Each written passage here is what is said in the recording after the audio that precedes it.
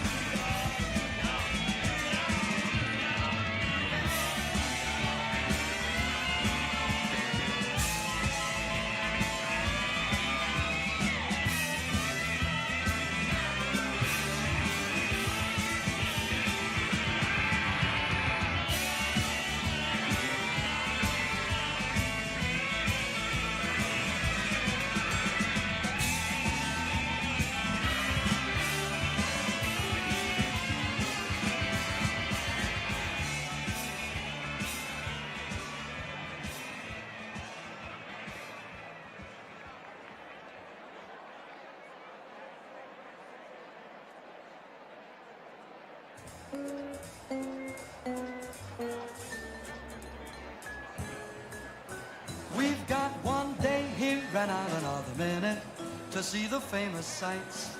We'll find the romance and danger waiting in it beneath the Broadway lights. But we've only one day, so what we like. Ladies and gentlemen, please find a seat. Our program will begin shortly. Thank you. New York, a hell of a town. The Bronx is up, but the Battery's down. The people ride in the hole in the ground. New York, New York, it's a hell of a town. Such a wonderful town.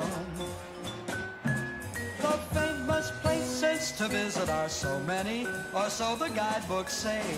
I promised baby we wouldn't miss on any, and we have just one day. Gotta see the whole town right from Yonkers on down to the Bay.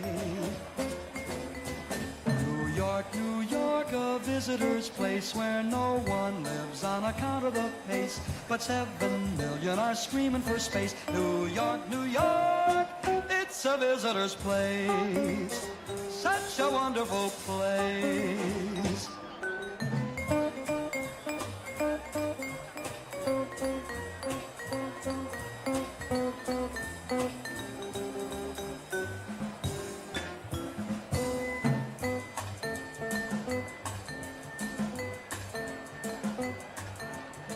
Manhattan women are dressed in silk and satin, or so the fellas say. There's just one thing that's important in Manhattan. When you have just one day, gotta pick up a date, maybe 7 or 8 on your way. New York, a hell of a town. The Bronx is up, but the Battery's down. The people ride in a hole in the ground. New York, it's a hell of a town. It is a whale of a town. It is a gas of a town. It is a wonderful town. I love New York.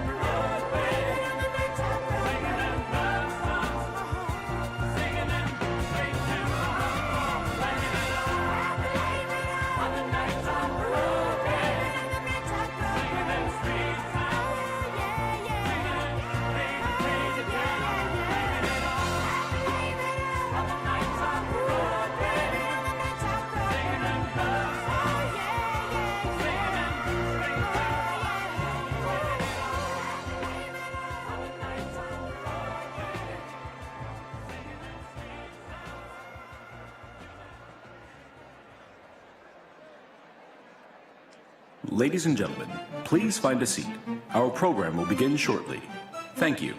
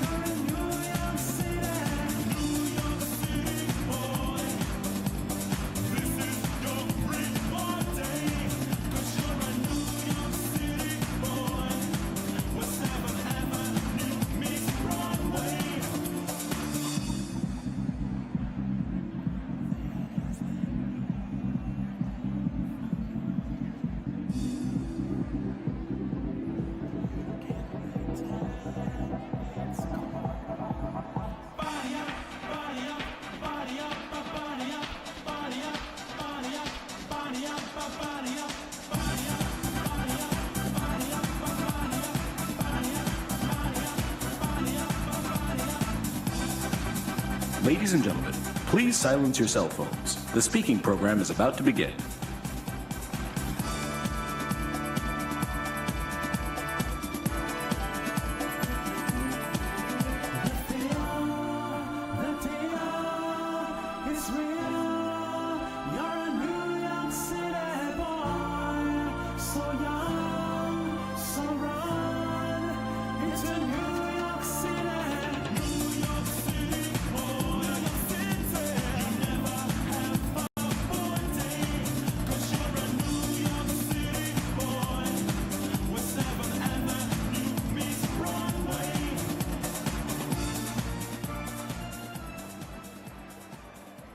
Please welcome Tyler Bates, General Manager for King's Theater.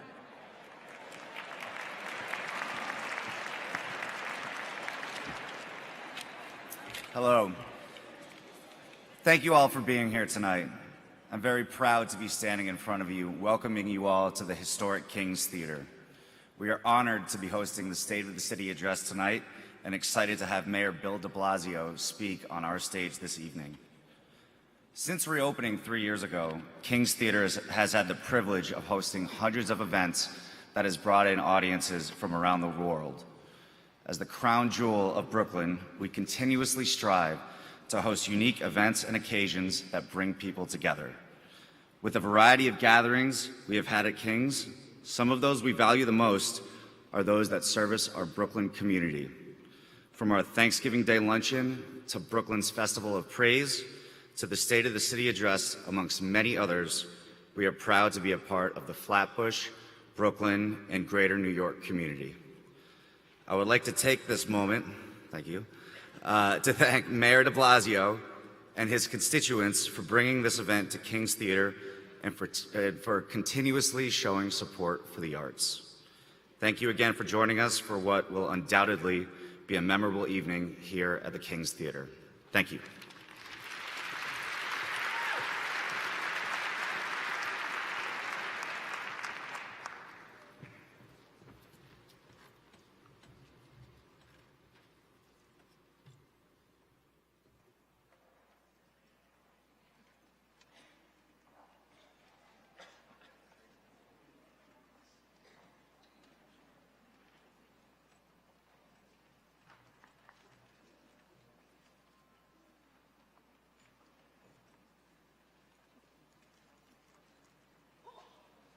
Please welcome the Celia Cruz Bronx High School of Music Chorus, performing God Bless America.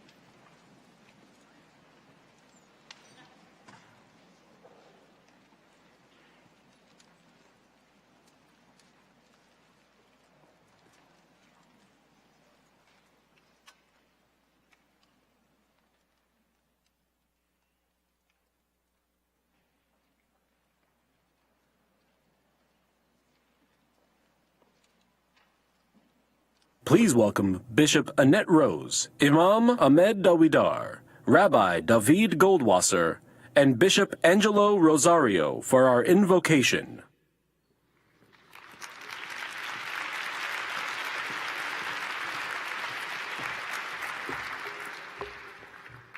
Good evening, ladies and gentlemen. I want you to join with me as we invite the presence of God here this evening. Heavenly Father, we come before you this evening recognizing your sovereignty at this great occasion, and we thank you for your protection over this city. In spite of everything that we have been through as a nation, we are keenly aware that if it was not for your grace and mercy, we would have been destroyed. Indeed, you have been good to us. As we gather here with your designated person, Mayor Bill de Blasio, who is about to give his State of the City address. We ask, Heavenly Father, for your guidance. Dear Lord, that you would give him the wisdom to make the right decisions for the citizens of this city. Today we pray for the peace and the prosperity of New York, that it would be indeed like the tree planted by the rivers of water, bringing forth fruit in its season. Heavenly Father, bless this great metropolis, the mayor and his family, all New York State officials in the ecumenical clergy. Cause us to work together as one for the good of your people. Give to us the spirit of the sons of Issachar, whom you bless with the ability to discern the times and to strategize accordingly. Let there be love and unity among us as we embrace and forge forward into the future together. May we be one nation under God, with liberty and justice for all. And Heavenly Father, may our doors always be open to all those who are in need. This we ask in the name of the Lord. And we all say, Amen.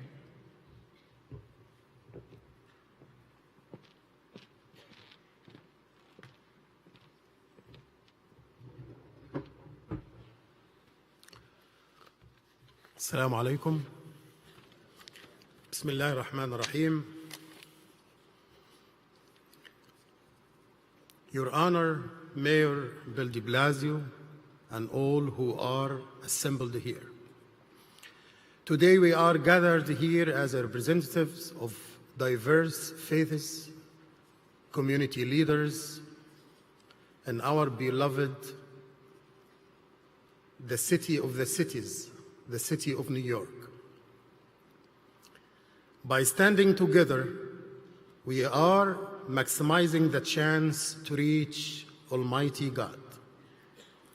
As an interfaith assembly, we may call him Khuda, Dios, God, Dieu, Jehovah, Yahweh, Elohim, or Allah.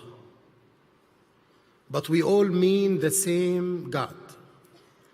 We come to you, Almighty, today to ask for our city and our beautiful America, our country to prosper, to bless all our activities, to guide all our leaders to the right path, regardless of our individual faiths and political views, to unite our hearts and empty our hearts from any kind of emotional disturbance, and to enable us to shed our differences and build our beautiful country, our beautiful city, the city of diverse, the city of languages, the city of arts, the city of religions, the city of the cities, the city of the world, under the leadership of our beloved Mayor Bill de Blasio. I'm inviting all faith leaders by the end of this week in all temples, churches, mosques, and other places of worship on the day of their main weekly prayer to pray for peace, security, tranquility, and prosperity for our beautiful America and for our beloved city, the city of the cities, the city of New York. Thank you.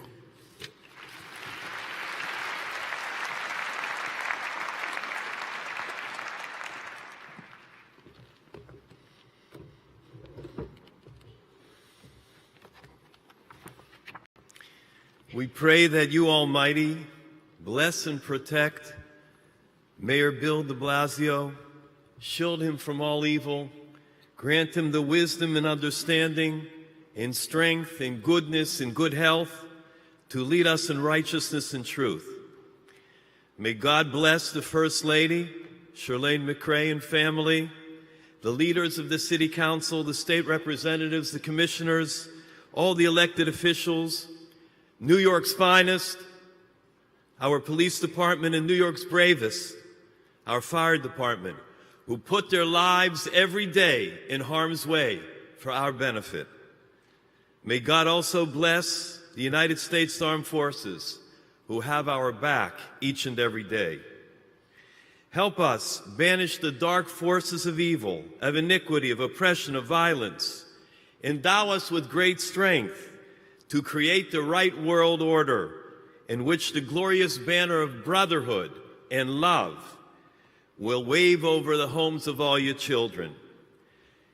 In New York, there are over 800 languages spoken by a significant portion of our population. It's the most linguistically diverse city in the entire world.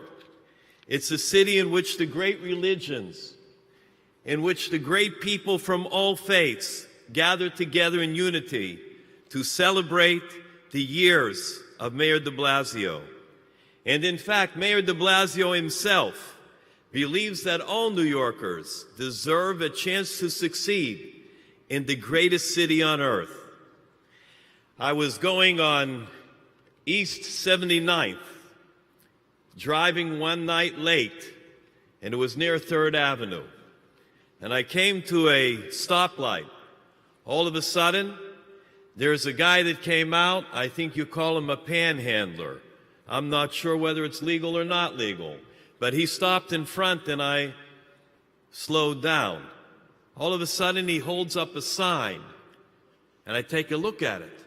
The sign says, "What is the greatest nation in the world?"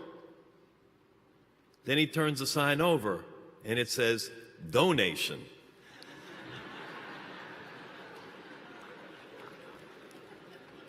I tell you one thing, he got a good donation from me. The truth is, what the mayor is calling on all of us to do is to stand up and to be counted, to help the poor, to stand for the oppressed, to speak out against injustice, to aid the vulnerable, the marginalized, to reach out to the immigrants, our brothers and sisters, and to love all of God's children. To quote the ancient prophet Malachi, "And for you who revere my name, a son of righteousness will rise with healing in its wings." May God bless everyone here. Honorable David Dinkins, may God bless you.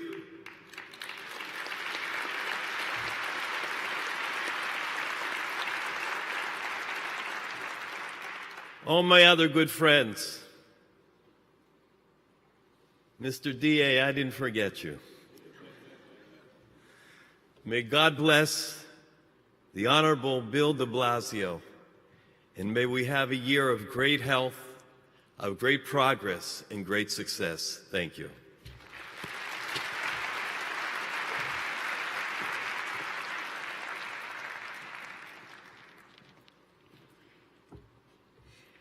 Ain't our Creator great? He made us so wonderfully made, with all colors, all shapes, all heights, and different weights. And we thank Him for all that He has done and what He continues to do. how he created us so that we could become one people, one race called the human race. A race that he loved so much that he gave his only begotten Son. Not for any religion or any denomination, but so that we could become family all over again. He sent the blessing of heaven down to earth. And he also gave us the government of heaven with all the holy teachings of the angels and cherubims and cherubims, so that we could be blessed. Para que la bendición fluya en una forma tan especial. Que Dios no es una religión, sino es una forma de vivir. Que Él es nuestra esperanza y que escogió un alcalde como Bill de Blasio. Quien venga detrás de él lo sabe Dios. Pero en este día nosotros estamos para respaldar al que Dios ha puesto. Pero a través de él también tenemos un pueblo que Dios ha escogido con diferentes asambleístas, diferentes senadores, congresistas, diferentes consejeros, para que nosotros podamos hacer una nación.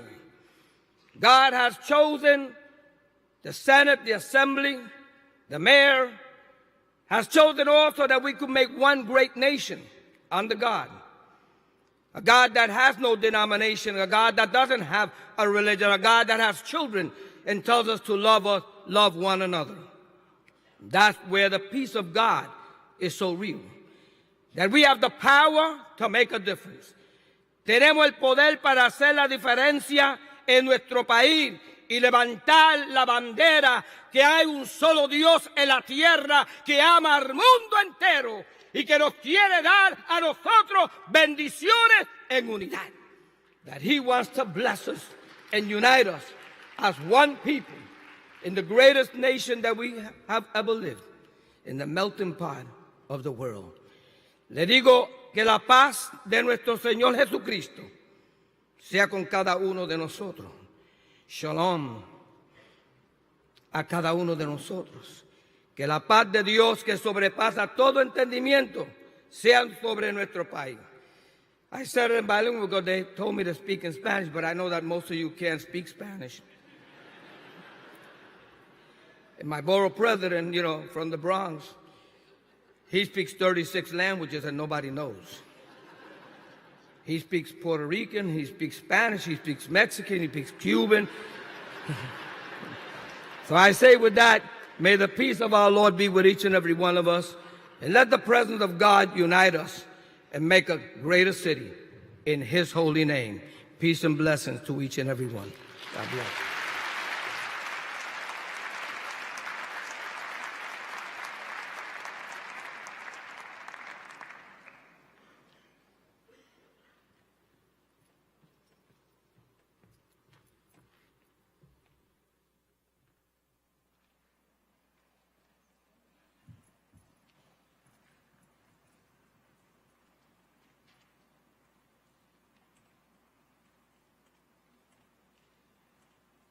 Please welcome Seyung Wangal and Anthony Nuccio to lead us in the Pledge of Allegiance.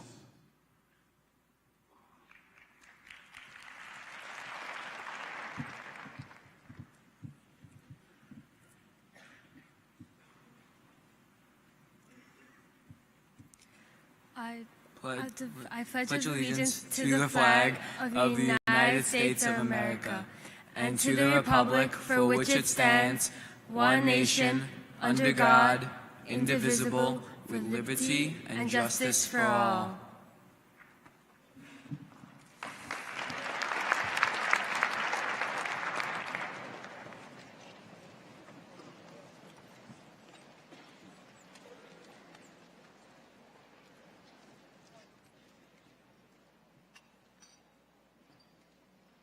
Please welcome New York City firefighter Regina Wilson to sing the national anthem.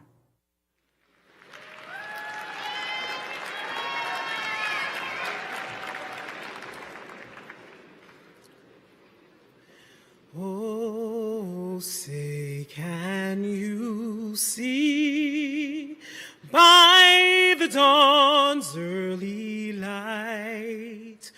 what so proudly we hailed at the twilight's last gleaming, whose broad stripes and bright stars through the perilous fight o'er the ramparts we watch were so gallantly streaming, and the rocket's red glare, the bombs bursting in air, gave proof through the night that our flag was still there.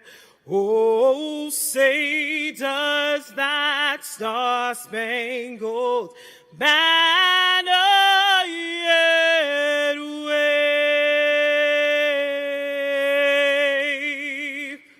o'er the land of the free and the home of the brave.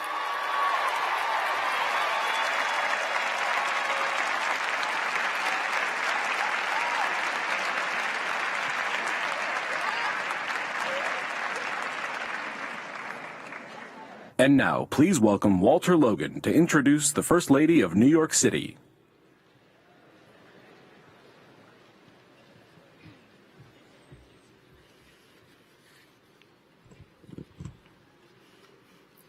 Good evening. As a transgender activist of color, I find inspiration in the bravery of others like me who have answered the call to activism.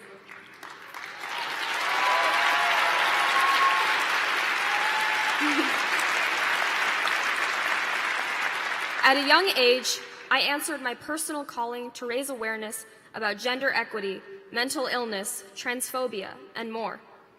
As a result of my work, I've learned to appreciate those who do their part to uplift and empower those they serve.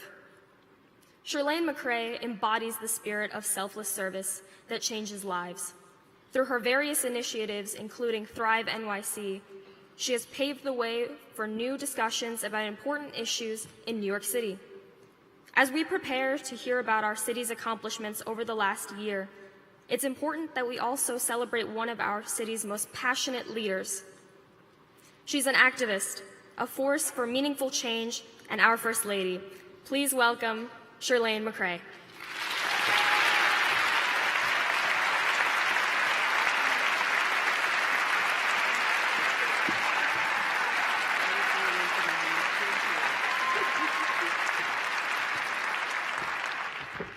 Good evening, everyone. Buenos noches a todos. Thank you so much, Walter. Your activism and the activism of other young people is powerful and essential for the survival of our democracy. Can everyone please show Walter some more appreciation?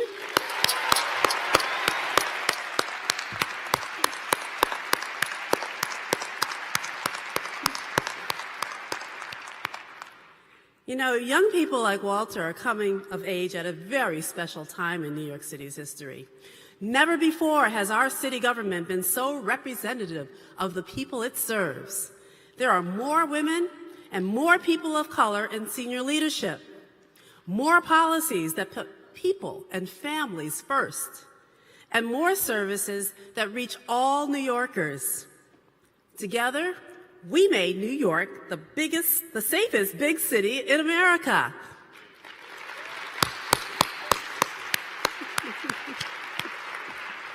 And we're well on our way to becoming the fairest big city, too. With Thrive NYC, the Unity Project, the Domestic Violence Task Force, our Women at Rikers effort, and through the Mayor's Fund, we are creating more jobs and support for young people, helping more immigrants along the road to citizenship, strengthening families, and reaching hundreds of thousands of people with the behavioral health services they need. And when our people are threatened by corporate greed, cruel federal policies, or unabashed hate, We are a city unafraid to take a stand.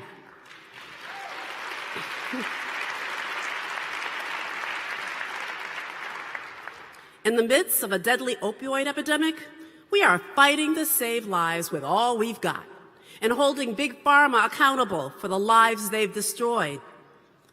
In the streets we march in and the booths we vote in, New Yorkers have fought to protect health care and women's rights, defend our immigrant brothers and sisters, and preserve our democracy. Something special is happening in New York City. Can you feel it? I said, can you feel it?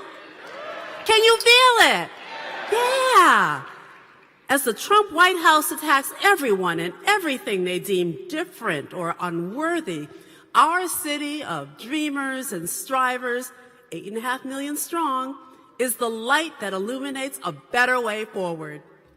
With giant acts of resistance and small acts of kindness, New York City is showing the world what we stand for. We are all in this together.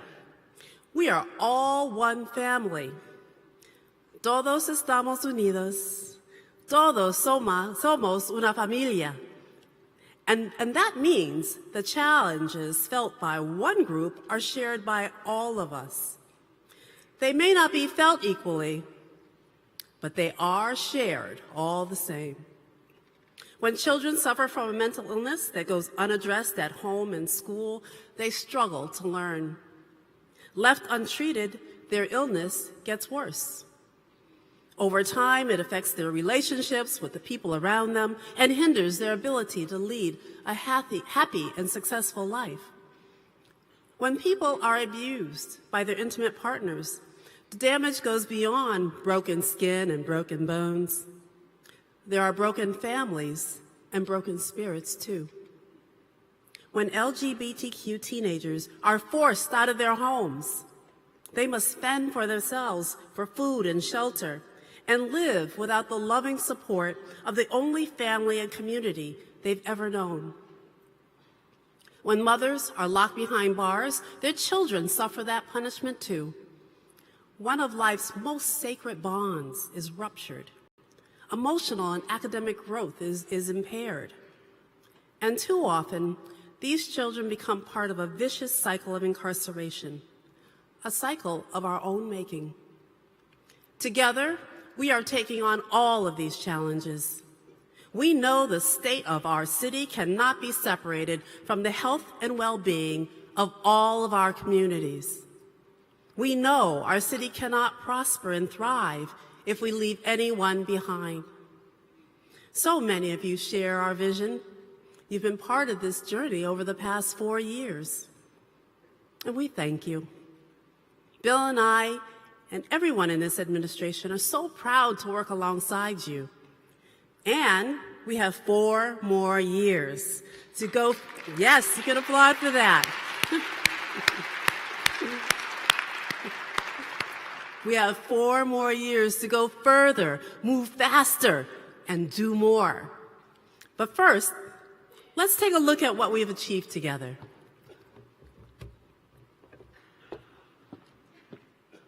We are the safest big city in America, and we look forward to holding that title for many years to come.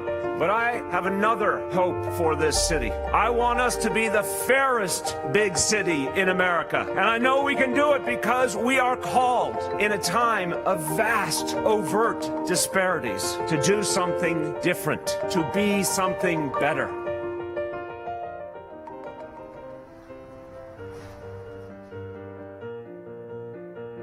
Economically, things do change. I've retired, I'm on a fixed income. The rent goes up, the gas goes up, food goes up, everything goes up. And it's been very, very difficult.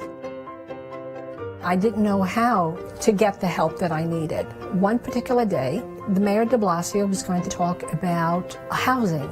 And everything he said was just perfect for me. By the following month, I already had my answer, and they said that I was approved. So I was delighted. All right, so this is the new lease. We're working on the renewal here. Which I can't believe I'm on a renewal stage. I know, you're already there. Wow. Okay, this is the most important page on the whole renewal. You have to be creative, but things are not easy. And here in this apartment, it's taken 44 years. And I think it's important that just because you live in an apartment and you rent it, you have to take pride in it. And I've taken pride in my apartment. I love New York.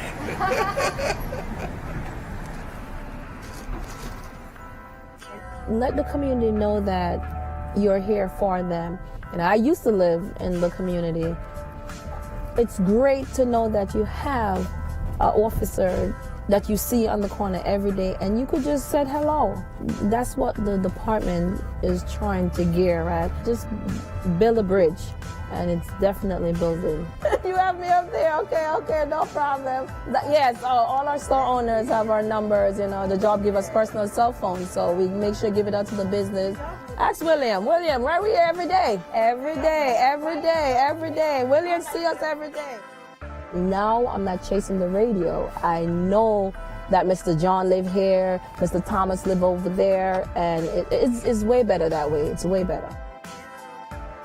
Chinatown's where I grew up, and as a kid, I went to Chinese school here, so it was something for me to give back to the community that I grew up in. Now there's so many Asians join the police department and every different dialects, and back when I was hired, I was like the only few that could speak the language, of course, Cantonese and Cantonese. And Mandarin, it wasn't that many of us that spoke Mandarin. I always want to give back to the kids of New York City, the young kids, because I pretty much, for myself, I grew up on the streets of Chinatown. I want to show how to be a leader, how integrity, do the right thing, and help the communities. Policing for me is to interact with the community and make everyone know that I am here for their needs and I am just like them.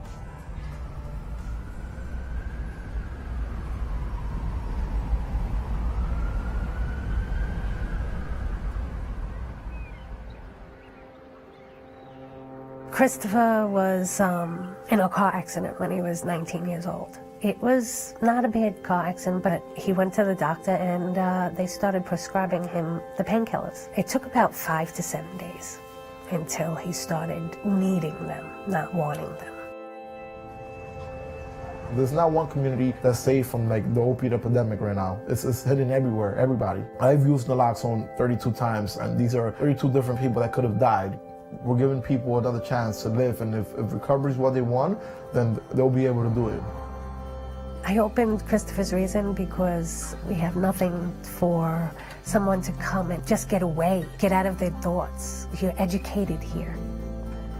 With myself and Thrive NYC and NYC Well, we have more options, and it's easy to call and have people that care. Once you get to talk to them and you see, where they're at, you can be able to meet them there. Whenever we answer the phone, that might be the first time that somebody's willing to have that type of conversation about mental health. And, we're the first people that get to tell them that it's okay to, go through these types of struggles. It's okay to seek out support and to seek out help. Working as a team with them is my honor, and thank you.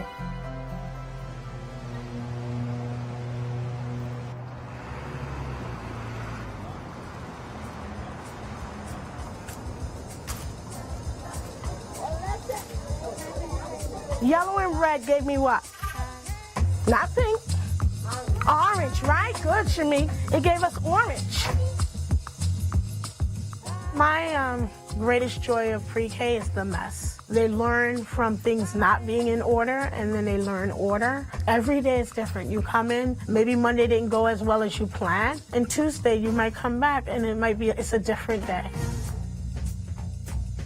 I'm a single parent of 2 kids, and if it wasn't for 3K, I don't know if I'd be able to work mornings. This really gives me a good way to have somewhere safe that she could be. As they come in at 3, if they weren't here, they wouldn't get exposed to certain things, so we're exposing them to things. So imagine when they get to pre-K at 4, they're gonna have so many skills that they never would have acquired if there wasn't a 3K. And it's not just inside of this classroom. They're in a very big environment, and they're learning how to adjust themselves into this environment.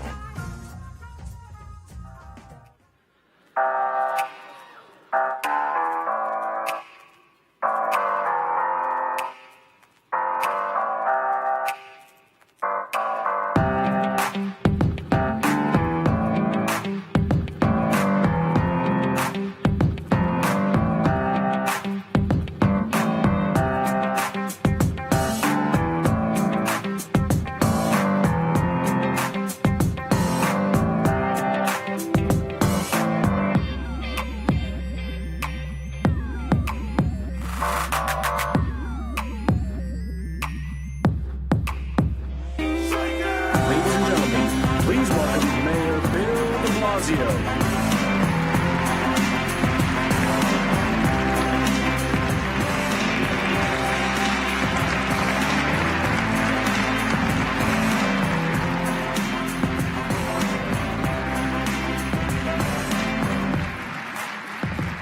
Thank you.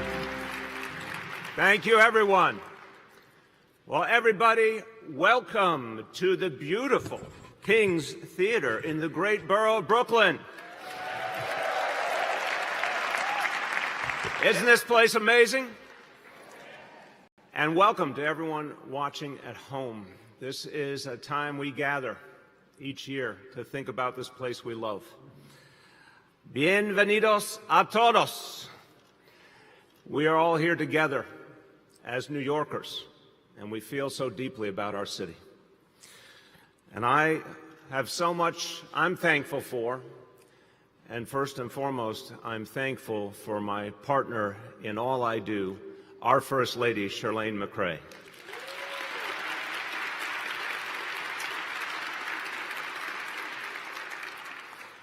I want to welcome and thank the elected leaders of this city. I want to thank Council Speaker Corey Johnson, Public Advocate Letitia James, Comptroller Scott Stringer, all of the borough presidents, and a special shout out to my borough president, Eric Adams. Brooklyn has to represent. The district attorneys, the members of Congress, the state legislators, and the members of the City Council. Let's thank them all for what they do for this city.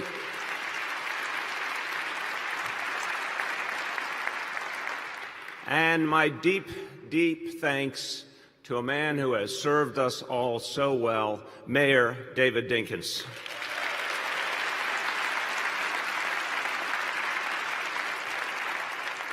Now we have some other very important public servants with us tonight, but their names are not so well known. However, every day they make a huge difference in this city. And they work at dozens of city agencies, making life better for all of us. You'll find their names in your program this evening. And if you look in there when you get a chance, you will see some incredible stories. People have made a real difference. There are a few I want to highlight tonight that stand out to me. And the first, this is really something amazing to me, a good man named Joe Caggiano from Staten Island. Joe, where are you? Stand up, I know you're out there, Joe.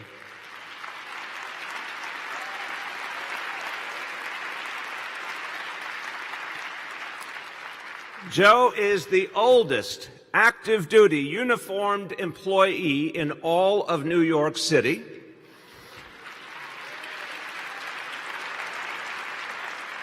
He has made sure that New York City's trash is picked up for the last 52 years.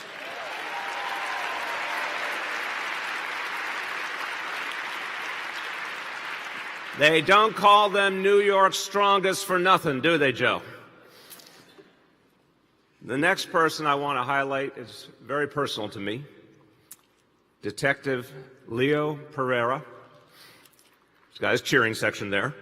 A 21-year veteran of the NYPD who serves on my security detail.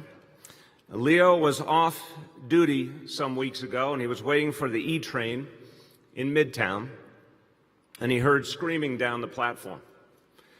A woman had jumped onto the tracks. Leo, without hesitation, ran to where he saw a crowd had formed, and he jumped on the tracks as well to save her life. He made sure she was safe. He made sure she was in good hands. He wasn't on duty when he did it, but he did it because his duty is 24/7, and he is devoted to the people of this city every day. Let's thank Leo.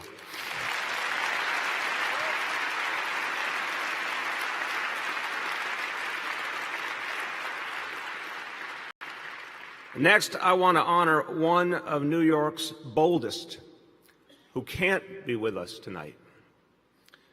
Department of Correction Officer Jean Souffrant. He is, as we speak, recovering from a terrible attack that he suffered just days ago while working on Rikers Island. I spoke to him and his family on Sunday morning, and this is the measure of our public servants. Even with everything that he was going through, his concern and the concern of his family was for his fellow officers. I made it clear to him and to his family that we will hold those responsible for this heinous attack fully accountable. And we will take the actions necessary to protect our brave correction officers who do so much for us.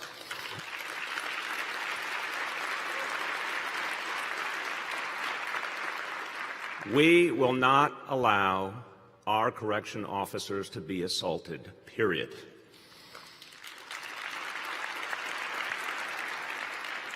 Now, here's something else I want to tell you about Jean. Jean is a proud immigrant from Haiti. He lives in Crown Heights, Brooklyn.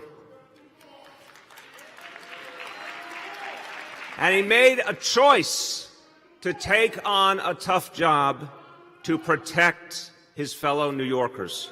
Now, even though our president has denigrated Jean's homeland, I want to thank the entire Haitian community. That community gave us Jean and so many others who contribute so much to this city.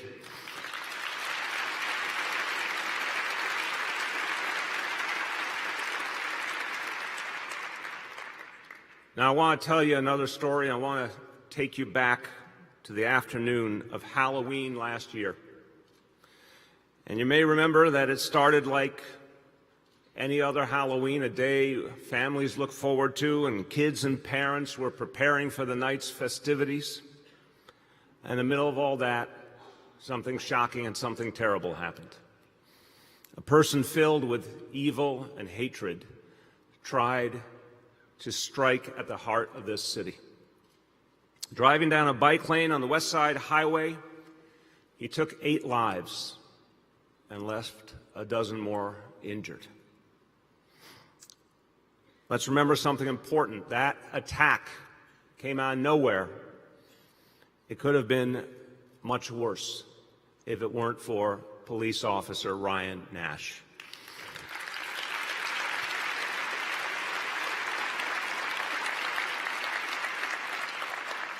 When the perpetrator jumped out of the van he was driving, Ryan acted quickly and selflessly and ended the threat. Ryan, we all want to thank you.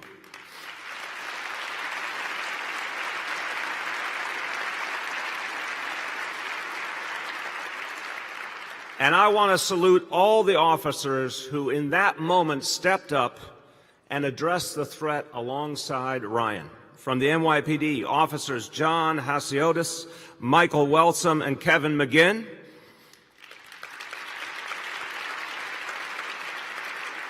From the FDNY, EMTs Anthony Fracciola and Jin Yang.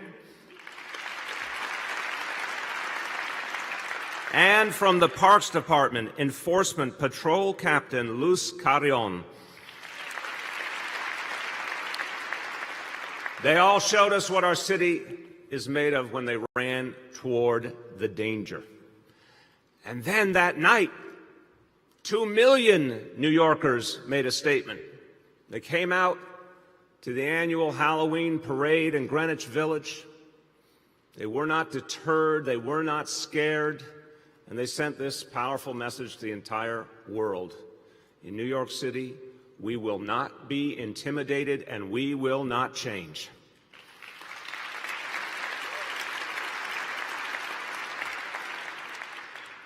There's one more story I have to tell, and it has a painful ending. One night last December, a deadly fire broke out in the Bronx. And the call came in at 6:51 p.m. the first engine arrived on the scene 3 minutes later. There were freezing temperatures, there were gusting winds that made fighting a difficult fire that much harder. That didn't stop the brave New Yorkers of Engine 88 and Ladder 38. They were the first on the scene, and other FDNY units came and joined them to save lives. And they all had some help that night from someone who epitomizes what it means to take care of your neighbors. Army Private Emmanuel Mensah, who emigrated from Ghana 5 years ago. He was home on leave in that apartment building when the fire broke out. With true New York guts, he ran into the fire not once, not twice, but 3 times to save his neighbors.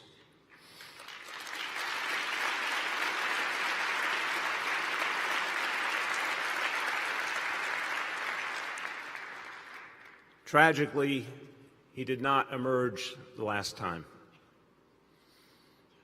His family is here with us tonight, including his father, his sister, and 3 of his cousins. And I want us to let them know that we are all their family now.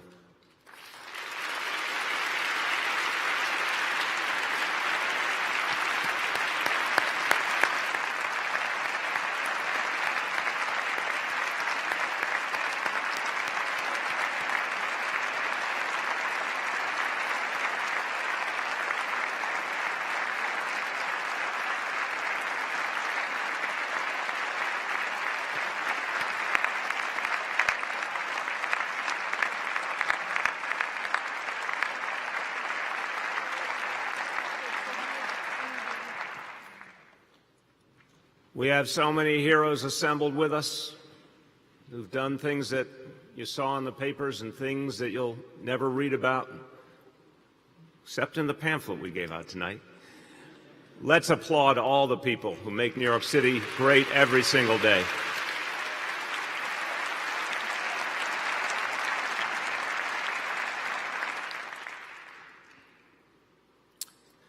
Three years, 10 months, and 15 days. That's how long this administration has to ensure that we become the fairest big city in America. And we will take on that mission, and we will do it with speed, and we'll do it with urgency. And we do this to ensure a better life for all 8.5 million of us. We do this to preserve the social fabric of the most diverse place on earth. We do this to ensure that we're always a place for everyone. That magical openness that has made New York City great is always protected. But we also do this to guard against the threats to our democracy that are growing across this nation. It's our mission to define what a fair and just society looks like, to show it through our deeds and in our everyday lives, to take that quintessentially American egalitarian spirit and make it come alive again. We have to be the keepers of that flame. We have to ask ourselves, if not here, where? We, in fact, have to be the antidote to the sickness that is gripping our nation. This evening, I will paint you a picture of where New York City is going and what we need to achieve together.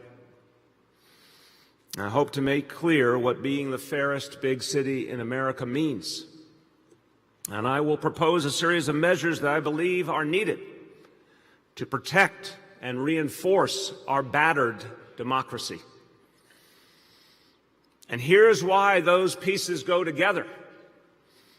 Because we can't create a more just society if we don't confront the decline of democracy that we're experiencing in this city, in this state, all over this nation. And equally, we can't afford to become a pseudo-democracy because of unsustainable and growing inequality. There is a point at which extreme inequality makes a mockery of a democratic society. That point, sadly, is not too far away. So, let me take you to the task at hand, becoming the fairest big city in America. The video you saw gave you the flavor of some of the steps we've taken so far, what they mean to the people of this city. And when you came in this evening, you were handed this booklet, which conveniently is titled The Fairest Big City in America. This booklet is a simple, straightforward game plan of what we intend to do this year and the years ahead. This is the kind of goal we can all unify around. This is the kind of goal that matters to everyone in this city. 12 points. Let me go over them with you. Number one, how do we become the fairest big city in America? By listening to the voices of the people. Nothing comes through louder and clearer. And yes, we New Yorkers are loud. Nothing comes through more than that daily demand for fairness. New Yorkers aren't afraid of tough challenges, but we want the rules of the game to be fair. So my mandate to my entire administration is this: make every decision, whether about a policy or the budget or personnel, make every decision with this simple question in mind. Will this action help make us the fairest big city in America? And then apply these decisions with urgency and energy. Number two, we are going to make the safest big city in America even safer. That's something that New Yorkers can do, because we never stop when we've achieved something great. We keep going. And we're going to prove once again that safety and fairness walk hand in this city. Nothing defines the relationship between a society and its people more than how they are policed. If policing is fair, it makes fairness possible in all aspects of life. And that's what we have to ensure. So here's the formula. We'll extend and deepen neighborhood policing, which you saw so beautifully portrayed in the video. We'll keep crime low while keeping arrests low as well. We'll use precision policing strategies to focus on the worst crime and the worst problems. And we'll create more trust and accountability by having body cameras on all of our patrol officers by the end of this year.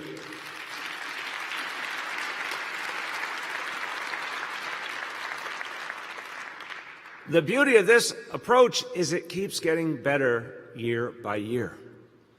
The more we heal the wounds of the past, the deeper the bonds become between police and community, and the further we go. Number three, now is time to do something great. Now it's time for 3K for all.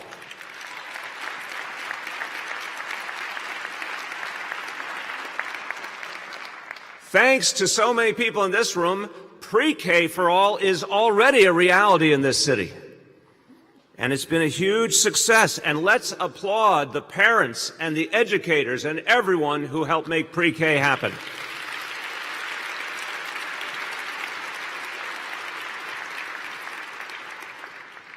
Again, we're New Yorkers, so we achieve something great, then it's time to go farther.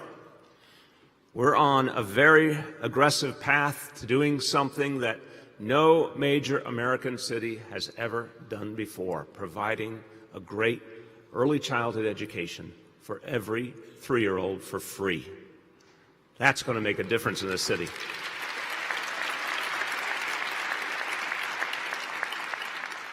Let me explain why this is so essential to a fair and just society. And I'll frame it with a blunt and basic fact. We are dealing with inequities in education that go back to the historical sins and contradictions of our nation. We face an achievement gap today that is rooted in the enslavement of Americans and the pervasive discrimination against people of color over centuries. We know exactly where the problem comes from.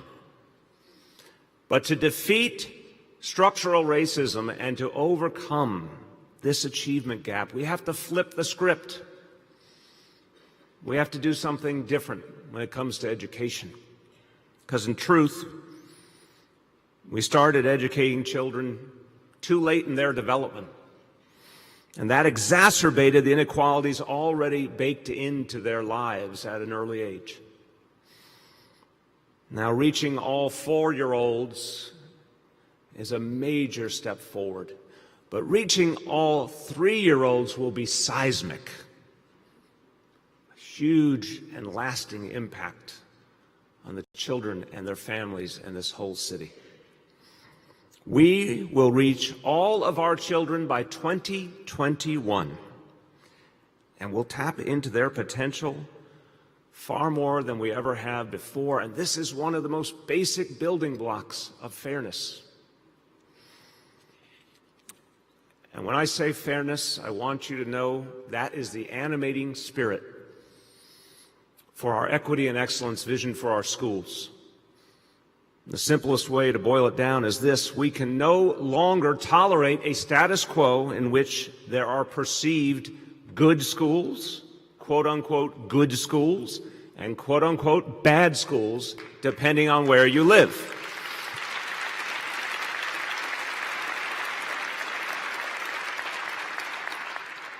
No city in the 21st century can call itself fair. No city can call itself truly great, so long as that horrible bifurcated reality exists. So we're taking this challenge head on. Early childhood education is the beginning, but there's so much more to do, and we have to move fast. In the coming weeks, I will speak to the people of this city about our next big equity and excellence goal: increasing the number of children reading on grade level by 3rd grade.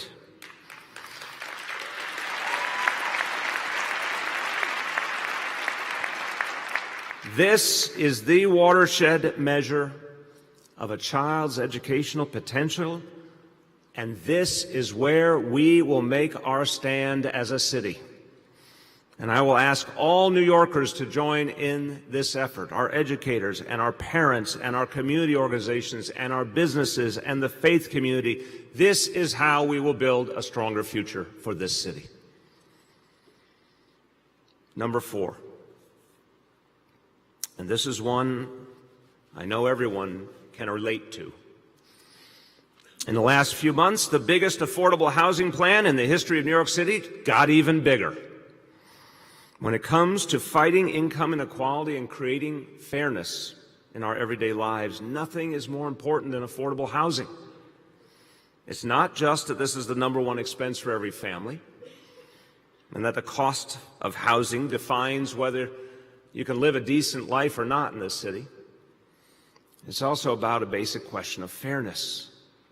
Will the people who built this city, the people who were here in good times and bad, will they get to stay in the city they love?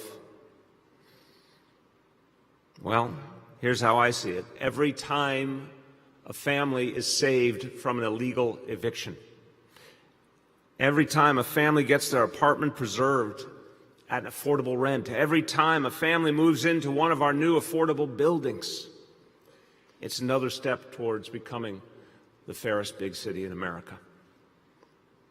And we will reach more New Yorkers in the next 4 years than ever before in our history, so they can be New Yorkers for a long time to come.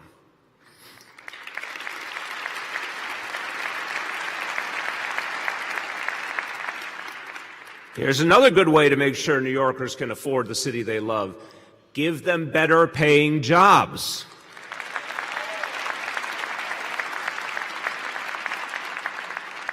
Now, let me be clear. I've worked with so many of you in this room. I want to thank the elected officials who are here and so many activists and community leaders. We've all worked together in this city to raise the floor for working people, to make sure we had a higher minimum wage and better benefits like paid sick leave and paid family leave. But now we need to go further. A truly just society constantly tries to share the wealth, to do what a slogan from the progressive era of 100 years ago called for, a very simple slogan. It says, pass prosperity around. Well, as this city has become more prosperous, we have more jobs than any other time in our history, right at this moment in this city. But we need to get better paying jobs in the hands of New Yorkers.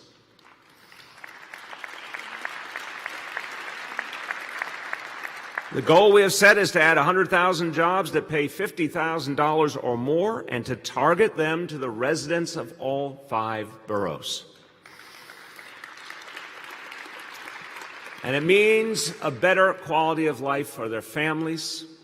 And this alone will reach over 250,000 New Yorkers. These are the things we need to do to make a difference in this city. Number 6, a fair future for our children hinges on protecting our city from the danger of global warming. When you think about your children, you think about your grandchildren. This issue comes into very sharp focus. This is one of the clearest examples of how we and other cities and states need to be the antidote to broken policies in Washington.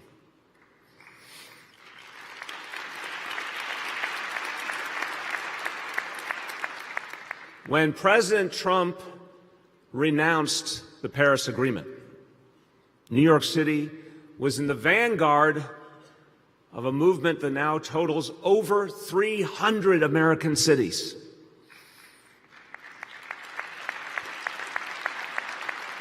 And we are taking matters into our own hands. We understand clearly we have to protect our own people from global warming when our national government fails to do so. And we have to aim higher than ever before. So we're going to speed up. You're going to see more buildings required to cut their emissions. You're going to see more electric vehicle charging stations around the city. You're going to see an all-electric city car fleet. You're going to see a lot of things that make clear we are not going to ignore this crisis. We're going to address it ourselves.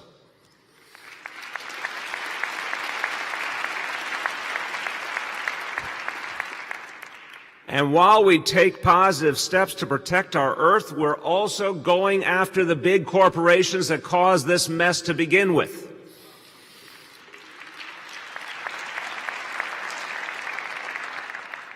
And my thanks to our comptroller and our public advocate who have been shoulder to shoulder in this effort.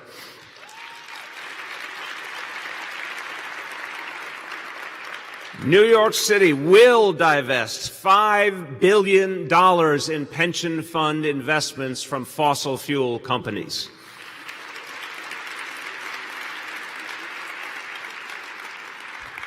$5 billion tends to get people's attention. And And we are suing 5 of the biggest petroleum companies to win back money we need to protect our people from the impact of climate change.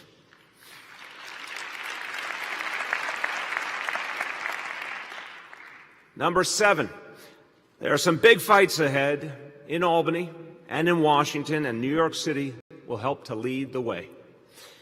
Starting in 2018 and for the next 4 years in Albany, we will fight for something that should have happened a long time ago: full funding for our schools under the Campaign for Fiscal Equity ruling.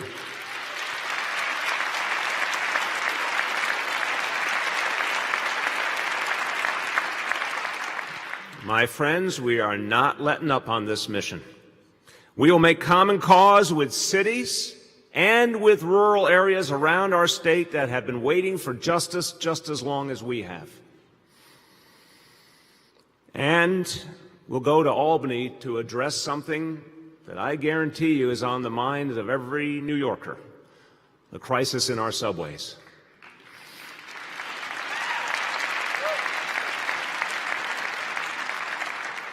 Like it or not, only Albany can pass the legislation that can end this crisis.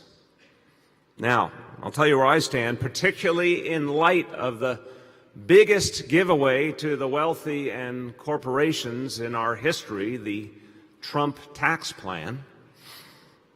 I think we should redouble our efforts for a millionaire's tax.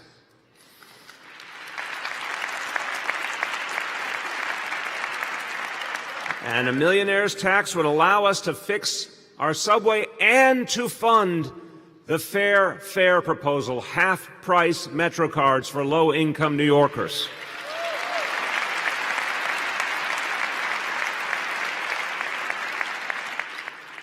So this will always be my goal. Progressive taxation is always what I will fight for. But I also want to be clear to everyone else working on this issue: I will sit down with leaders in Albany anytime, anywhere, to find a solution to the subway crisis.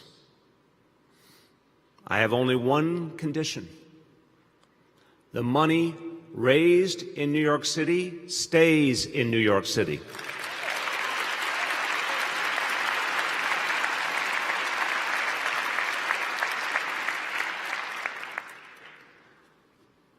As New Yorkers, how do I put it gently? We're nobody's fools. So we need a guaranteed lockbox. We need to know the money that is raised will fund improvements to subways and buses in the 5 boroughs, period.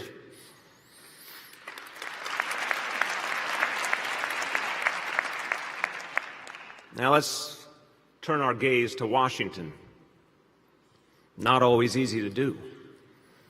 In Washington, we are fighting right now for fairness for 30,000 New Yorkers and 700,000 Americans who are crucial to our future, and they are our dreamers.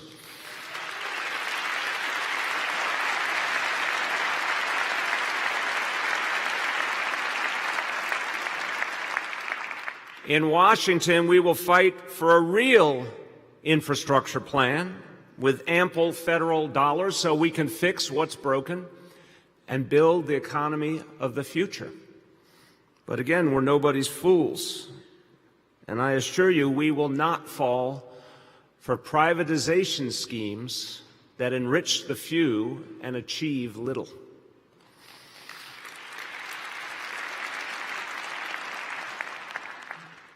And one thing we should look forward to doing: one day pretty soon, after an election, or maybe 2 elections, we will fight to rescind the Trump giveaways to the wealthy and the big corporations.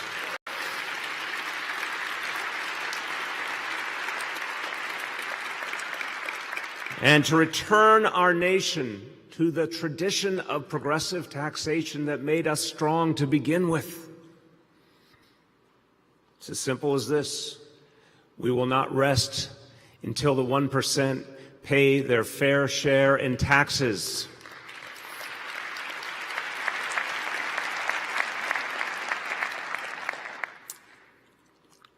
Number 8, we will fight the opioid epidemic. We will fight the opioid epidemic with the same zeal, the same intensity with which we've taken on homicides and traffic fatalities. Look, it took years of hard work. Our good men and women of the NYPD and neighborhood partners and the Cure Violence movement and so many others. But last year, homicides were at their lowest level since 1951 in this city.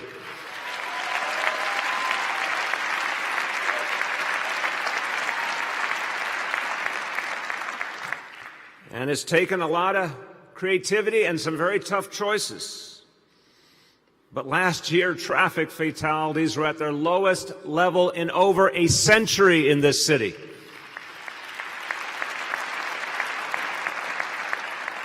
So, my friends, what this makes clear to us is it can be done. We're New Yorkers. We can do amazing things. And so we will take on the opioid crisis. We will throw at it the biggest combined effort ever by our city agencies, increasing prevention and enforcement and treatment.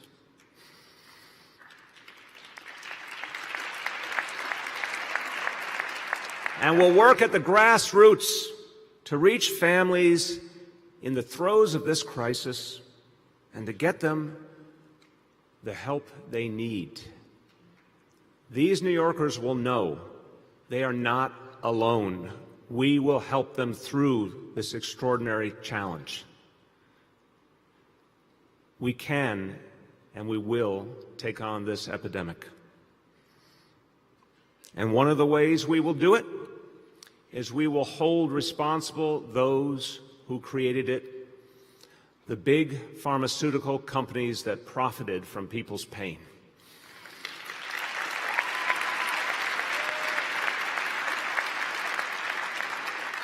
We have initiated litigation to stop their deadly practices and to win the funds to help more New Yorkers overcome addiction. We will help them to overcome addiction and lead strong lives again. Number 9, and this is one of the biggest changes we're making in this city, and it has only just begun, and it's called Thrive NYC.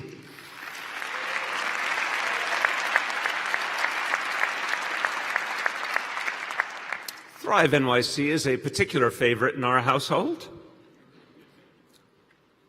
Still in its infancy, it has already reached hundreds of thousands of New Yorkers. Now, if you know chirlane Mccray, you would know that she does not shy from a challenge. And here is the simple audacity underlying our First Lady's vision. She believes every New Yorker should have access to the mental health care they need. Simple as that.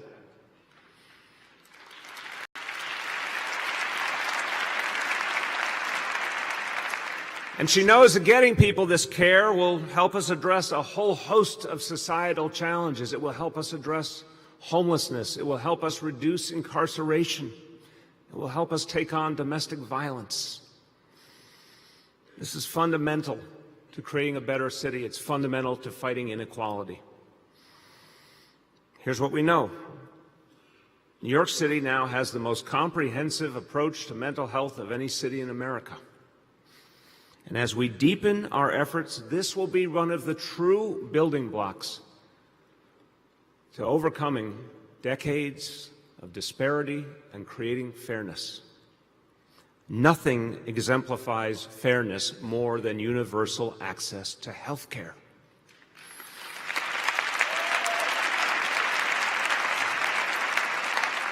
And that is true whether it is a physical health condition or a mental health condition. We need to treat both of them the same way.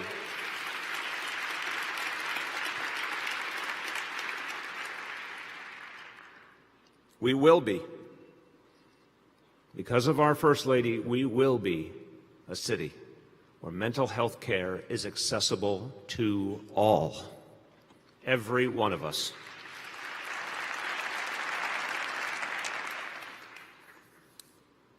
Number 10. In this moment in history, people are speaking up and they are rising up against the inequities of the past. And we know, to be fair, to create fairness, we have to take on these challenges. We will use the power of city government to ensure one of the simplest measures of fairness: equal pay for equal work.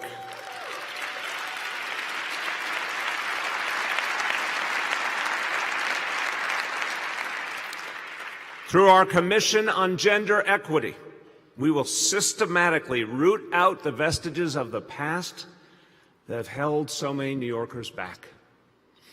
And we'll continue to show through our strengthened Human Rights Commission that discrimination will be confronted and stopped dead in its tracks. Remember the old phrase, crime doesn't pay? Well, in New York City today, if you commit an act of discrimination, you will pay.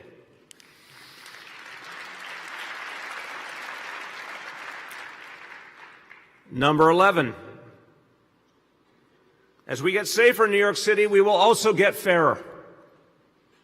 Our police are achieving more and more reductions in crime, and with fewer and fewer arrests. This is a story that needs to be told. In fact, there were 100,000 fewer arrests in 2017 than just 4 years earlier.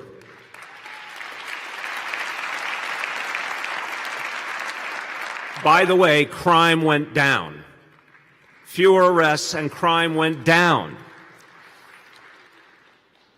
And the power of this is also one of the ways we reduce our jail population. As I said when we announced the plan to close the 85-year-old complex on Rikers Island, the era of mass incarceration did not begin in New York City, but it will end in New York City.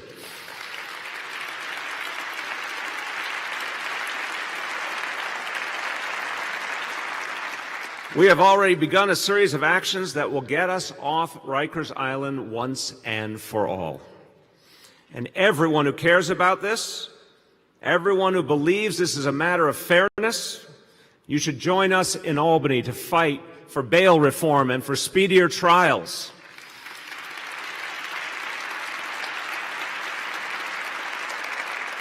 These are the single most important factors in radically reducing our jail population, and we need to get them done this year.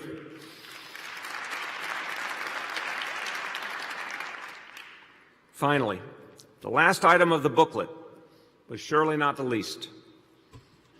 If we're going to create a fairer city, it means addressing decades of neglect and the mistakes of the past and investing in our housing authority and the people who live in Nypd buildings.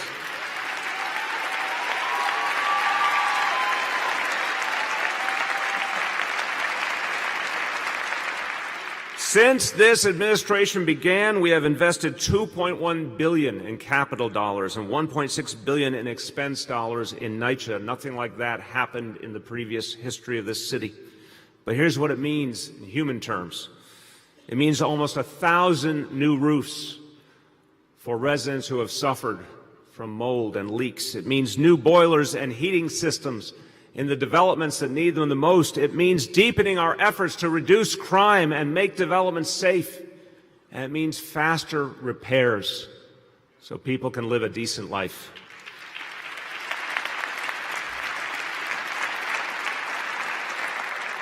And let me make it very plain. Our public housing residents are a priority for me. They're a priority for my administration. They're a priority for the city council and our citywide officials and our borough presidents, more than at any point before in our history.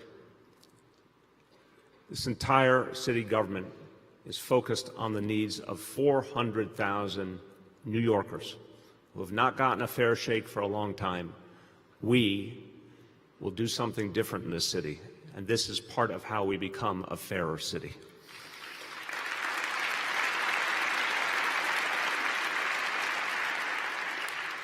We're going to continue to make big changes through our Next Generation NYCHA plan, and we're going to show the success that we reached in our largest development, Queensbridge houses, is what we can do all over this city. We're going to show that real change can come, that safety can be achieved, that roofs can be fixed, that internet access can be provided, and opportunity opened up. It happened at Queensbridge houses, and we're going to systematically make sure it happens all over this city for the residents of public housing.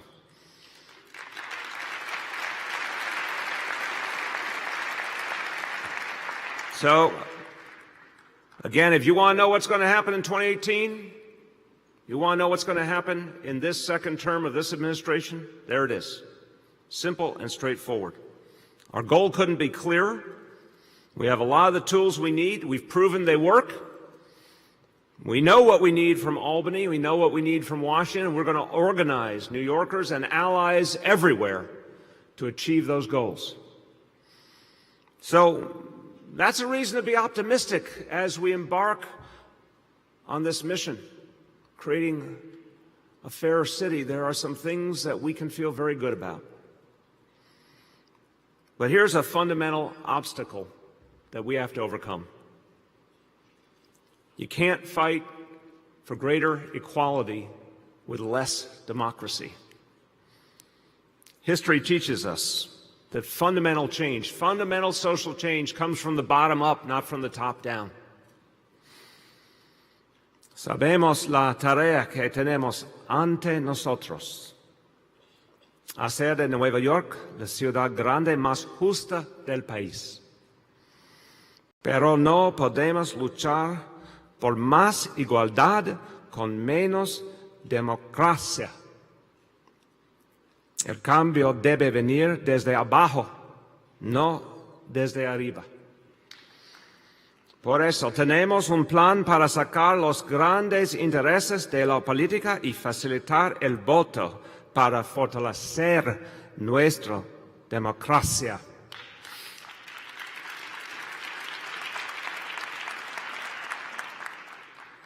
As New Yorkers, we have often led America's battles for fairness and equality.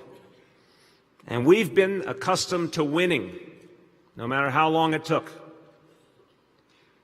But that, my friends, was before the Citizens United decision by the Supreme Court, something we had never seen in the history of our nation. That was before big money flooded and dominated our political process. That was before voter participation plummeted amidst very cynical and systematic efforts to discourage people from getting involved. That was before we had a president who denigrates our people and the very institutions basic to our democracy. That was before that same president aligned himself with Russia, which has conducted the most serious external attack on our electoral process in our nation's 240-year history. So if we're going to fight for fairness and if we're going to fight for equality, we better fight to save our democracy. We are so far from what the norm should be of an active and inclusive democracy.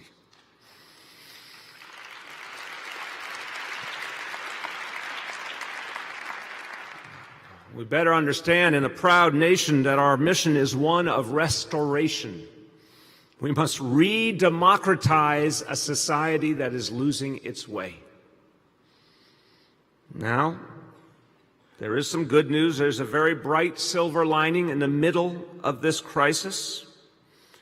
And it's the extraordinary grassroots energy which is starting to manifest all over this nation, and certainly in this city and state as well.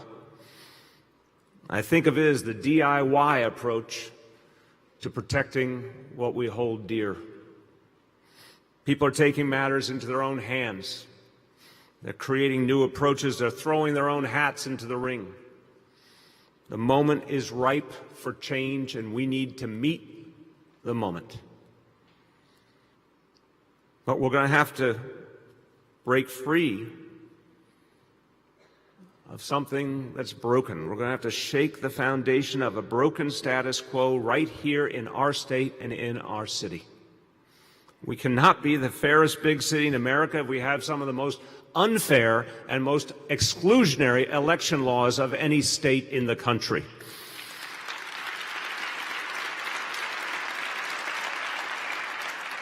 We can't lead the way to a restored democratic society if our people are discouraged from voting at every turn. We can't keep doing things the same backward way and somehow expect a better result. Nope, that won't work. It's time for radical change in New York City and New York State. To borrow a phrase, one I appreciate very much, this is what democracy looks like. Today I'm unveiling a 10-point plan which will engage the people of the city directly, and it's called Democracy NYC. Simple concept that we can actually turn the tide and make our democracy in this city strong again. We're asking New Yorkers in every neighborhood to be part of the solution. And we're going to start by asking people to vote for major reforms. So let me go over what's in this 10-point plan. Number one, I will use my authority to appoint a charter revision commission, and I will give it the mandate to propose a plan for deep public financing of local elections.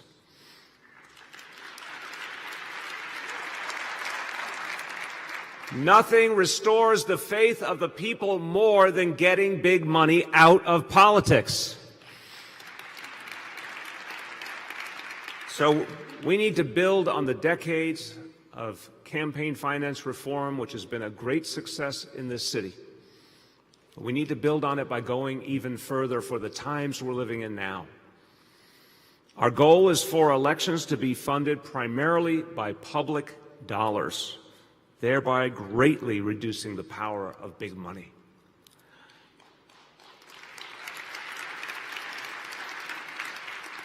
And here's something I love about it.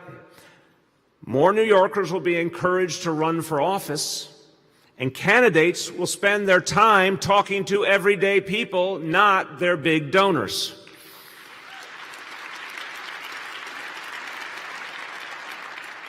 Number two, I will also charge the Charter Revision Commission with the task of proposing a plan to empower the city government to handle so many of the basic outreach and information efforts that the Board of Elections has consistently gotten wrong. In the greatest city in the world, voters too often find out at the last moment that their poll site has changed.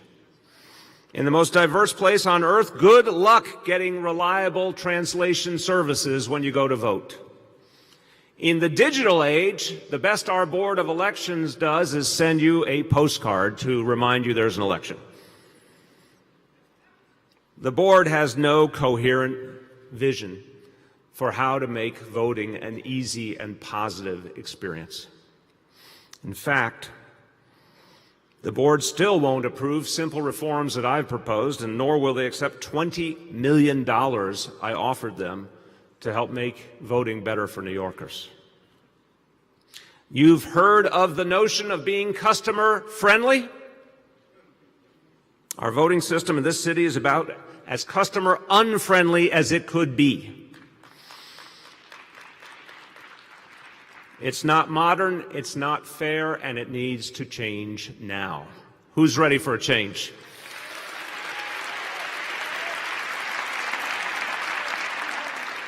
Well, you won't have to wait long, because under my plan, the people will get to vote this November. Number 3, we know that the integrity of our elections is under attack from adversaries outside the United States. And I bet a lot of you felt that chilling sensation I felt just this week when we learned that Russia had successfully penetrated and compromised the voter registration rolls in several states. My friends, that's not a headline from an action movie in the 1980s. It's happening right here in our country right now. In 2016 and 2017, the City of New York provided the Board of Elections with around-the-clock threat monitoring and proactive checks on system integrity. We know the people who are trying to steal our elections won't stop. They'll be coming back, but we'll be there to make sure they don't succeed. My administration will share our cybersecurity expertise with the Board of Elections, and we will invest the money it will take to ensure that when a New Yorker walks into the voting booth, they can be sure that their vote will be counted.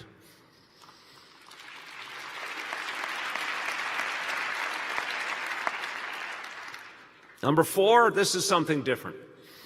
In the coming weeks, I will name New York City's first ever Chief Democracy Officer. The Chief Democracy Officer will be charged with solving the problem of shrinking voter participation. They'll launch a citywide voter registration campaign and set goals for each city agency to register New Yorkers to vote when they come in contact with their local government. Now, it's New York City, so we like to set big goals, don't we? Whoever will take this job will end up being responsible for registering 1.5 million New Yorkers in the next 4 years.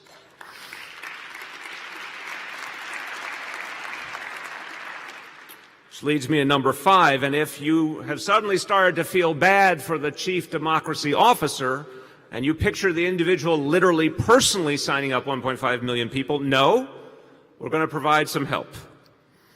And one of the areas we need to focus on the most is our young people. Some of them are in our audience today.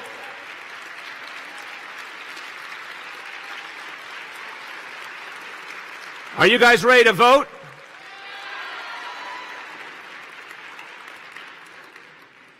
We will be reaching every 17-year-old in our public schools who's eligible to vote in the next election. That's about 50,000 young New Yorkers every year.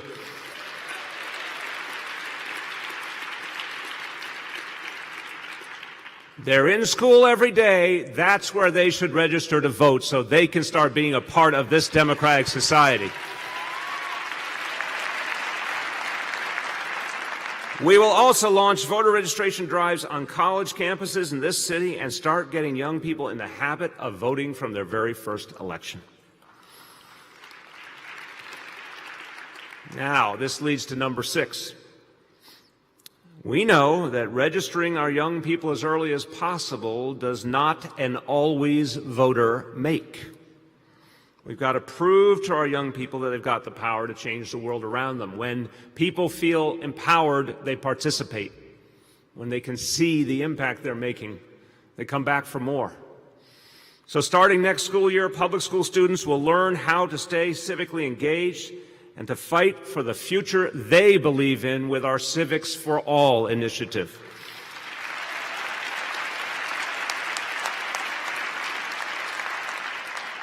And they will learn in a hands-on way by putting their skills to the test right there in their own school building.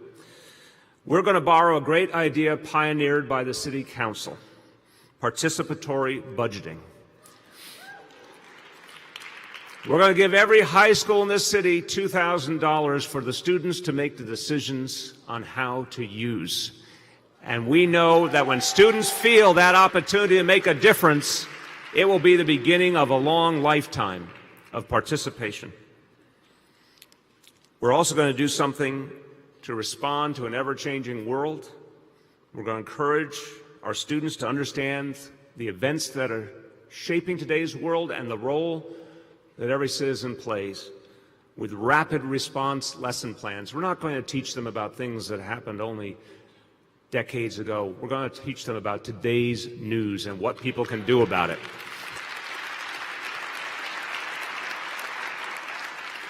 Number 7. Now, the next step towards a healthier democracy is getting more New Yorkers active in their neighborhoods. But if you want to join your community board or run for a community education council or elect to office, it can feel really daunting. It can feel hard to find the information you need. A lot of people don't even know where to start. So we're going to create an online portal, a one-stop shop to get you all you need to make a difference in the life of your community.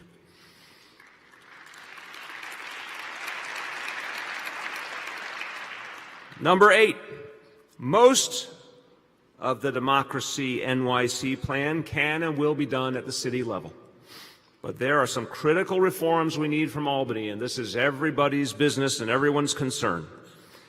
If we want to fix our Board of Elections, the first thing we need to do, and we need Albany to approve it, so increase accountability and efficiency, 2 things we don't have enough of at the board, by empowering professional executive management for the 21st century.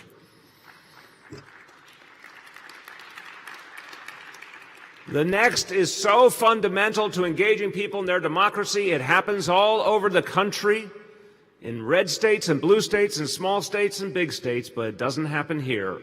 We need early voting in New York.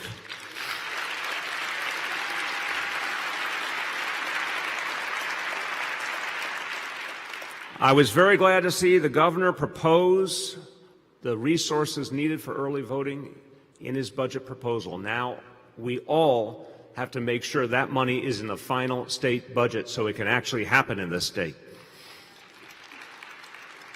We need Albany to make it easier to vote absentee.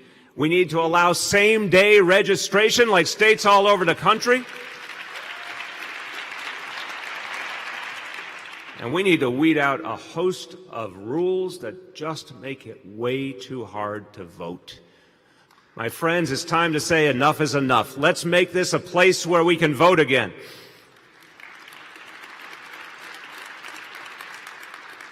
Number 9, to strengthen our democracy, we've got to create more accountability for those in power. It's one of the things that gives people heart and encouragement when they see that accountability. That's why New York is leading the nation's cities in lobbying disclosure requirements. The people deserve to know who's trying to influence elected officials and their senior staff. This new and improved disclosure website, which went live yesterday, allows New Yorkers to search for which city officials are meeting with which lobbyists.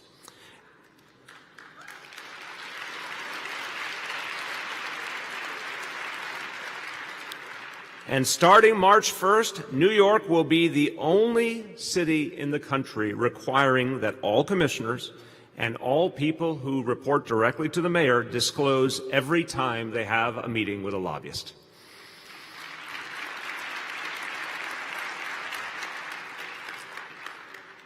Number 10, the last item in the plan, starts with a surprising sentence. You won't hear it too often. I wish you would hear it more often, but I can only say it once in a while. We actually got some good news from Washington, D.C. Pleased to report to you that President Trump's vastly unqualified nominee to run the 2020 census has withdrawn his name from consideration.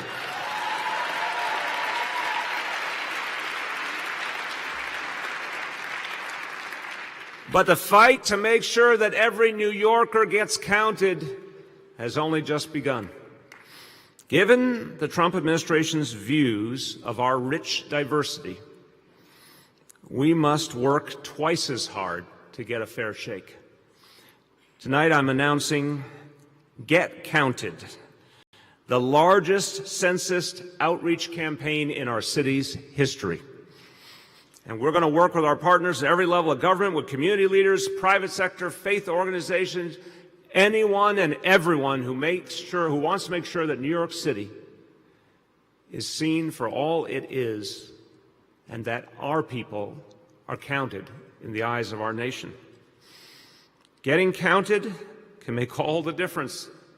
Determines how many congressional seats we get, determines how much federal money is sent to us.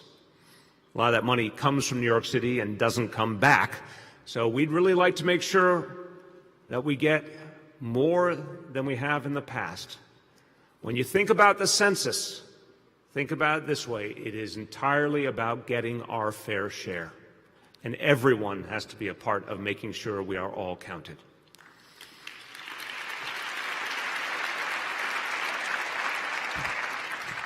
So, my friends, that's our Democracy NYC plan. And guess what? It will only work if you get involved.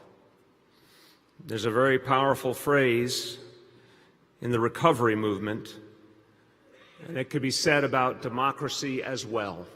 It works if you work it.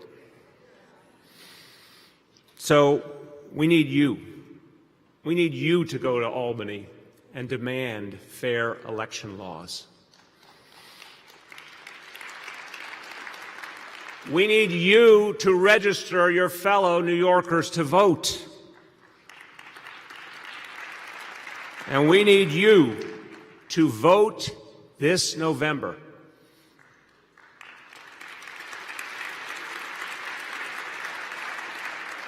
And this November, you will get a chance to vote for reforms that get big money out and grassroots democracy in.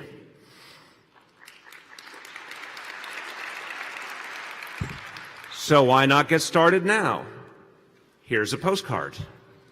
Yes, it's low tech, but it works for a crowd like this. So here's a postcard. Everyone's here because you care about the city. Please fill this out. It will help to make sure that we can get you involved in so many ways that will strengthen the democracy of our city and the involvement of our people. So I'll conclude tonight with a final thought about the moment we're living in. It's brief, but it's something I feel deeply.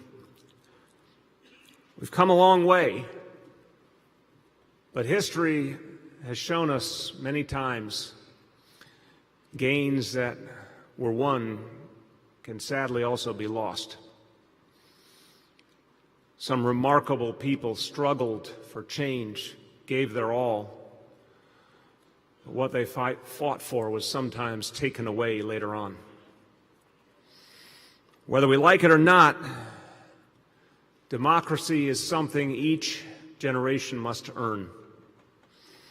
In my entire lifetime, I have never felt our democracy as imperiled as I do today. I've never seen such rampant inequality as I see today. And it would be easy to cower in the face of these horribly paired twins. Two phenomena that threaten us and that sadly work together to undermine the lives of our people. I can see it clearly, but I have to tell you, I've still got plenty of hope. And I think you should too, because what we've learned is the people can demand change, and the people can ensure that that change actually happens. We've seen it right here in this city. The things we talked about tonight all resulted from the will of the people. A lot of people who worked for years, sometimes anonymously, sometimes in a lonely, long struggle, fought for the changes that are now part of the fabric of this city. Yes, it can be done. And in the last year, we've seen energy and activism like never before. Not only here. Just think about what happened all around this country just a few months ago in November. We saw something extraordinary. We saw people defy the odds. We saw people decide that this was their society. This was their country. So here's how I conclude, and I feel it in my heart. We are poised at the beginning of a new age, something we've never seen before. We have a new and bolder chapter to write, and its author will be you. Thank you. God bless you all. And God bless New York City.